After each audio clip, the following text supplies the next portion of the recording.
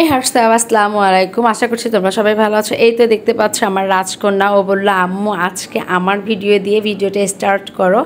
এই তো দেখতেই পাচ্ছ আমি আমার জানেমানের উপর উঠে তোমাদের ভাইয়ের সাথে সাই করে চলে যাচ্ছি নিউ মার্কেট।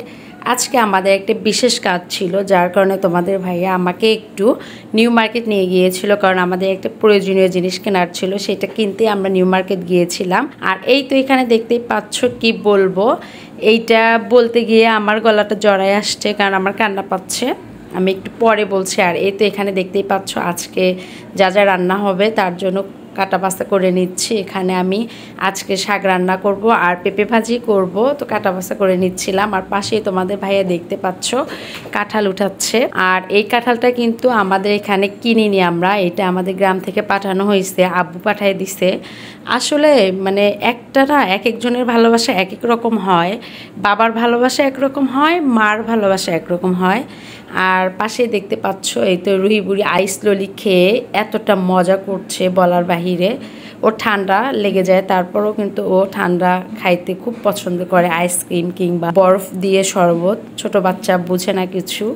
এই তো তোমাদের ভাইয়া উঠাচ্ছে, যেটা বলতে ধরছিলাম। তোমাদের ভাইয়াও মনটা খারাপ করে ফেলছে আর আমিও কান্না করে দিছিলাম এই কাঁঠালটা উঠাইতে গিয়ে। কারণ কি, এই জিনিসগুলো সব থেকে বেশি যে টেক কেয়ার করতো বা পাঠাতো সেটা হচ্ছে আমার আম্মু, যে পৃথিবীতে নাই।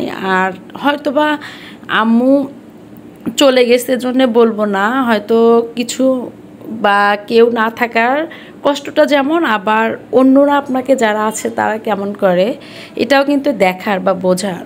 সত্যি বাবা দিবস দিয়ে বাবা উদযাপন করা যায় না। বাবা বাবাই হয়, মা মাই হয়, দুজন দুইজনের জায়গায় আলাদা। বাবা মায়ের ভালোবাসা আসলে অফুরন্ত, বা আল্লাহর একটা নিয়ামত বলতে পারেন। যাদের বাবা আছে তারা অবশ্যই আদর করবেন, যাদের মা আছে অবশ্যই যত্ন নেবেন, আদর করবেন।